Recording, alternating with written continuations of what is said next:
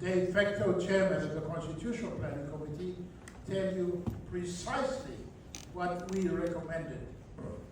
What we recommended was changed by the Constituent Assembly, as you would know. Parliamentary censorship. Something is done now. You know something CPC originally recommended. CPC did not talk about service delivery. Constitutional Planning Committee talked about and emphasized very, very strongly that we must liberate and empower Papua New Guineans. They own this place. I'm thinking about Constitutional Planning Committee. Parliament is sensitive because Parliament, both government and opposition, was very much influenced by planters. There were a lot of Australians in Parliament at the time.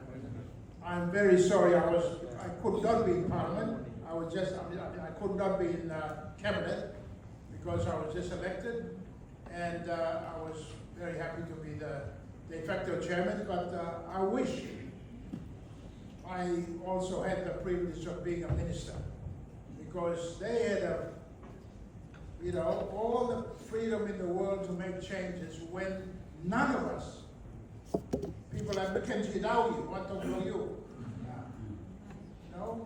John Caputin, yes, and many others, very strong, committed Papua New Guineans in the CPC.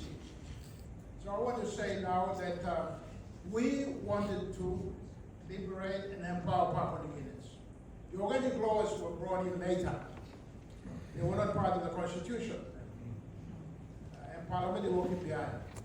The Constitution wanted to make Papua New Guineans not only objects of development, but subjects of development.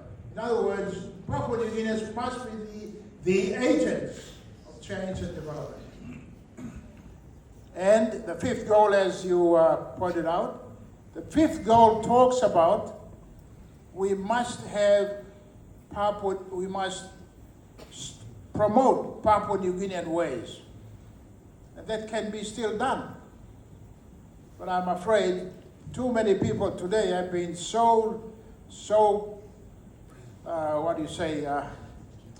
influenced by outside values and principles that they're not committed enough. We Papua New Guineans should be very, very proud of this nation.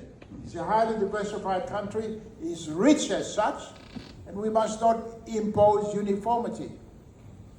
Everything we recommended was to make the Papua New Guinean the most important person in the country, because we were trying also to liberate our people from the colonial rules and ways of doing things, and even from the colonial education of indoctrination. We wanted to make Papua New Guineans these subjects and objects of development. Not objects something old, but as agents of change, but also recipients of the good changes. So I think we have a chance now, with 50 years behind us, to really, I think if we go back to what the CPC was talking about, for example, we didn't want a highly centralized government.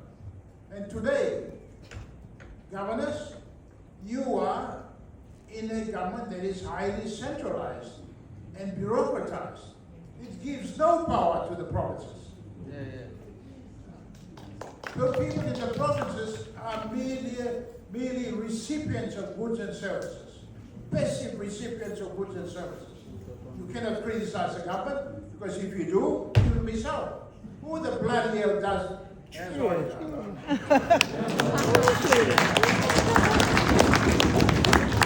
think the governments must make a stand and decentralize. I think the government should unite and decentralize. I would even recommend we may have to give autonomous powers to some regions. Some provinces may have to come together and form a region with autonomous powers. Literally, I mean, substantially making use independent, but within the framework of the nation. But I want to say I'm very happy to hear your presentation, and I fully agree with you. That was the dream, the vision that we had at the time. We were visionaries. We saw the future quite clearly, and we dealt with present problems and issues in order that the future will take place. Thank you.